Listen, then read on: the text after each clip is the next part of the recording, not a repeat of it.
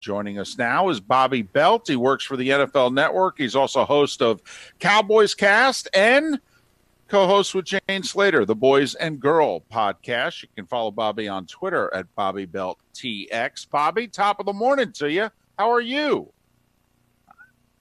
You guys hear me okay? Yeah, we can now. We can. Now it popped on.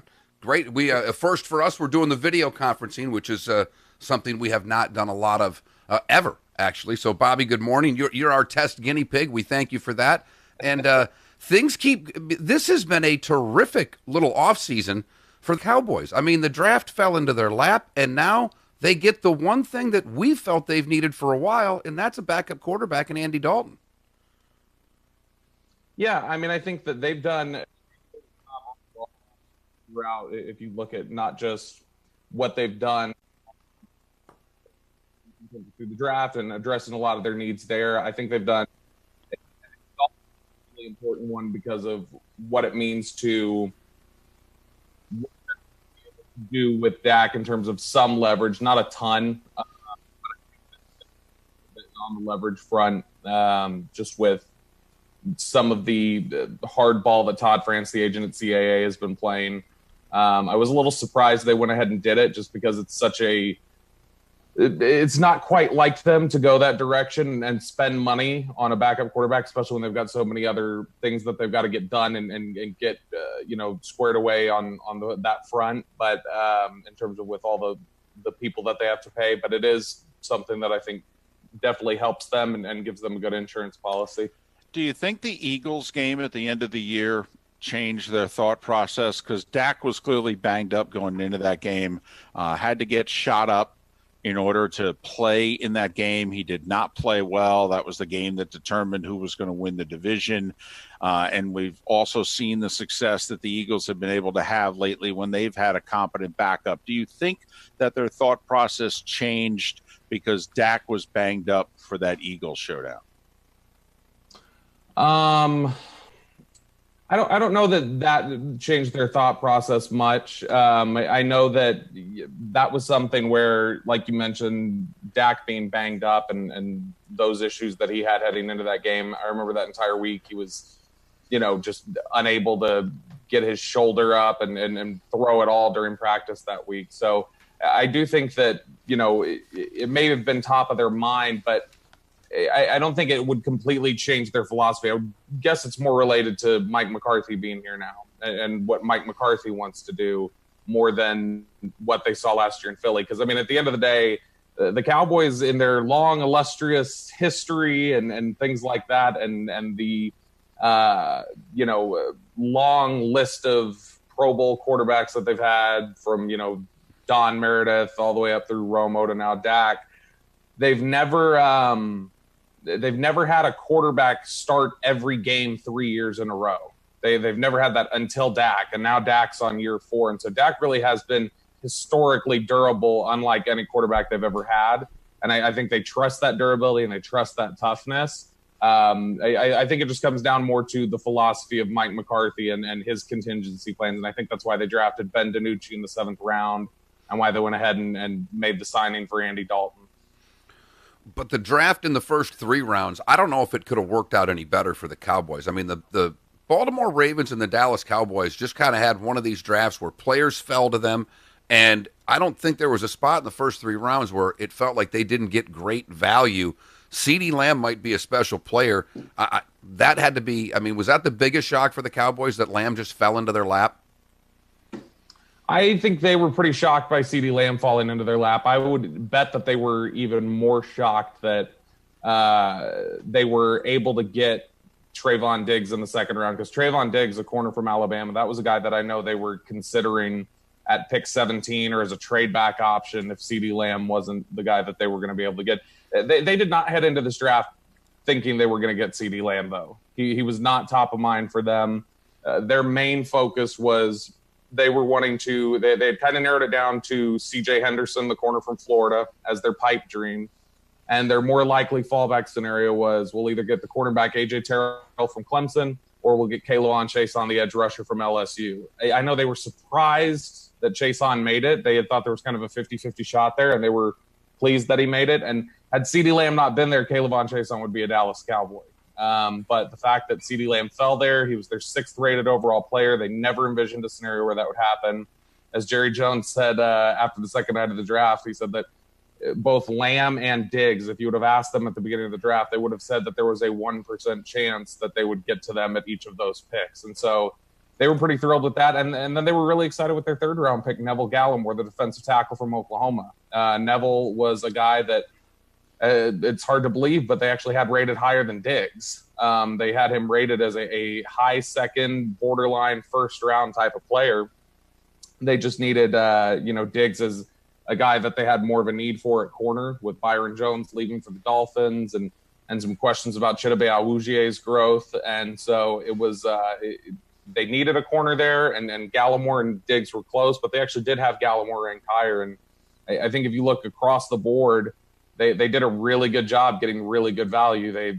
All 3 of their picks were guys that they had rated higher than the guy they drafted with their top overall pick at 58 last year in Tristan Hill, the defensive tackle. They had Diggs, Lamb, and Gallimore all ranked higher. And they were close to having Tyler Biadasz, the center they took in the 4th round or 5th round. They were close to having Biadasz ranked right about where Hill was too. They had Hill as a late 2nd, and they had Biadasz as an early 3rd, late 2nd type of player. So they got a ton of value all across the board. Yeah, we felt that as well. We're talking with Bobby Belt from the NFL Network. He hosts the Cowboys Cast and, along with Jane Slater, the Boys and Girl Podcast. You can follow Bobby on Twitter at BobbyBeltTX. How much are the Cowboys internally blaming the coaching last year? We know they made the change at head coach, but they also made a change defensively. Because, Bobby, this team did not force turnovers. For the personnel that they had on that side of the ball, they made very few plays. Internally, how many games do they feel they're going to win this year because they felt they were so poorly coached last year? I think that they think they're going to do – I think that internally you've got a lot of people blaming what happened with the coaching staff.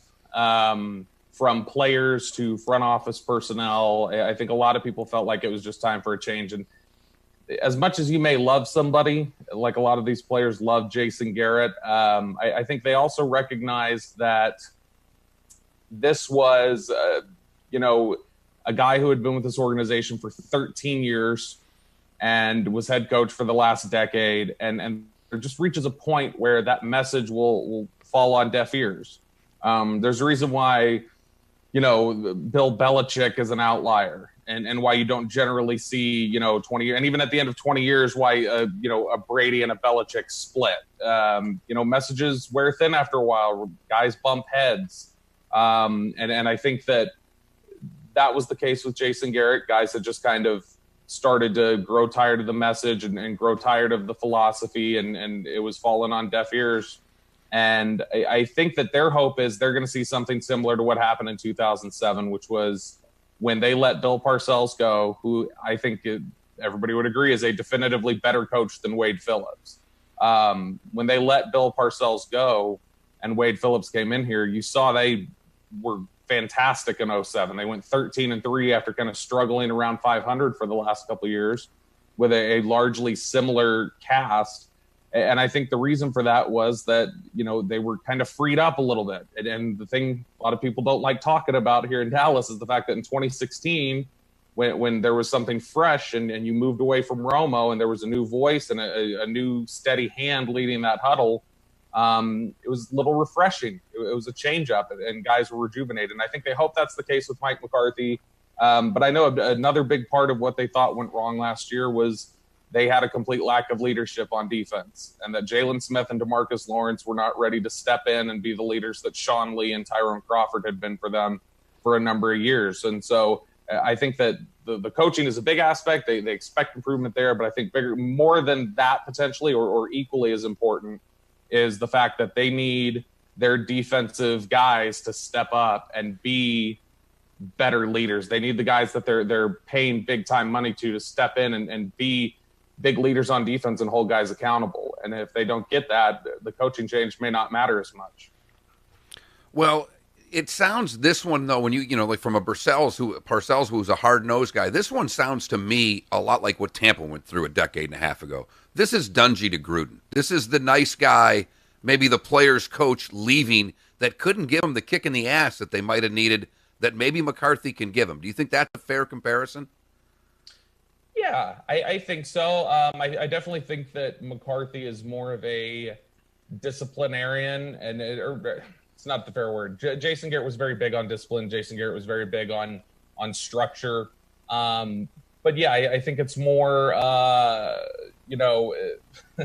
the cracking heads type of principal that steps into a school as opposed to the structured, friendlier principal.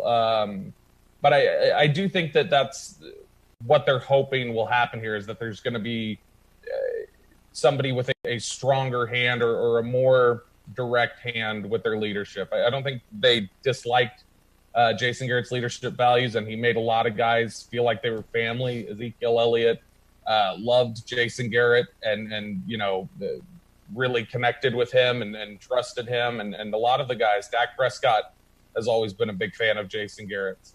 I think most of the guys who had issues with him were kind of outliers. You're not going to find in a group of 60 players that everybody gets along with your head coach. But I think that when you look at the changeover and what they're hoping to accomplish with it, I remember at the end of last season, it was heading into, I believe it was the Rams game. It was sometime in December. And no, it would have been the Eagles game because it was the shoulder. And I remember we were watching Dak try and, so we were trying to see if Dak would throw anything on one field. And so we weren't totally paying attention to the other side of the field where special teams was going on. But then I heard, and I kind of caught my attention and threw me off guard. I heard Jason Garrett starting to yell a little bit. So I looked over, and he was looking at his coaching staff. And he said, threw out a couple profanities and said, "Come on, you guys, I can't be the only one coaching out here." And I think that there was definite accountability issues that Jason Garrett had with his staff and with his players. And in the end, he's ultimately responsible for that, I think. But I think that across the board, and that's why you saw such a heavy reset on the assistant coaches too, I think they felt like they needed a mass change. And that's why you only saw, 3 assistant coaches kept, when a lot of people, I think, initially thought, well, whoever comes here is going to have to take 10 assistants that Jerry Jones likes. They knew a reset was needed. Bobby, thanks for your time and your insight. We really appreciate it. Continued success. Absolutely. Thanks, gentlemen. Have a good one. You too. Bobby Belt, part of the NFL Network, hosts a couple of different Cowboys podcasts, one called the Cowboys Cast and the other the Boys and Girl Podcast with Jane Slater of the NFL Network. You can follow Bobby on Twitter at BobbyBeltTX. Bobby Belt joining us here on Miller and Moulton. Mark, I do believe it is something that media doesn't talk about enough. We bring it up, but the value of coaching, and that sometimes we talk about those that do a really good job, and we'll talk about the head coach who's not doing a really good job, but we don't talk a lot about the assistants and whether they're doing a good job or they're not getting the job done. And when you look at the Cowboys' defensive numbers and how many games they went without forcing a turnover, and the investments that Jera's made on that side of the ball, one of two things has gone on that side of the ball. Either they've invested big money in the wrong guys, or they were horribly schematically used last year, because the Cowboys have been very vanilla and have forced very few turnovers for a while now. And they supposedly had guys. I mean, Jones, the Dolphins, thinks an ace corner. He barely got his hand on a football last year. They've invested in 2 of the 3 linebackers, big money. All right. And Lawrence, the defensive lineman, they gave $20+ million a year to. And that defense disrupted virtually nothing last year. Well, then on top of that, they added, because it's a little personnel and coaching. There's no doubt that it's both, because if it were just coaching, they wouldn't make massive personnel changes. They brought in Poe, McCoy, Clinton Dix. They drafted Gallimore and Diggs on the defensive side of the ball. They brought in Joe Thomas as a backup at linebacker. I mean, they went out and really changed Actually, Thomas was there. I'm sorry. They brought in the Jet, unrestricted free agent for help in the defensive backfield. Now I don't know what, but I mean they brought in 7 new guys on defense, David. Well, with the way they played last year, I mean, that offense got very few short fields, very few turnovers. It's stunning, actually. The Cowboys went a month without forcing a turnover. Mark, you would almost think that a turnover would just happen for you. I was going to say the same. Someone drops a ball. Yeah, a pass is thrown so badly that you just get a pick. I mean, come on. You had to hit somebody hard enough once, right, to pop it loose? Right. I mean, come on. They went a month without forcing a turnover last year during the part of the season in which the NFC East was there for the taking, and they were in first place, and they couldn't put the darn thing away. And you can have a defense which is only given up a certain number of points a game, and you think, hey, they're playing really well. But in the modern day NFL, man, you gotta, that plus minus thing, that's the biggest stat on the sheet. Yes. Outside of the scoreboard, the biggest stat on the sheet is the plus minus. Well, yeah, which one has the biggest influence on the scoreboard? And it's certainly turnovers. I mean, it's kind of funny. I mean, we've kind of gotten to the point where we've had to ask the question for 5 years when you're talking to someone to break out a game. Okay, excluding turnovers. I mean, that's really, because you can't give them the easy answer, because the turnovers is the answer. What's the difference in this game? Who makes more turnovers? Okay, take that out. Then let's look at something. Right. How many questions have we asked in the last few years in which we go, if points off turnovers are equal, yes, what's the biggest key to this game? And the Cowboys last year didn't force nothing. And that has to change.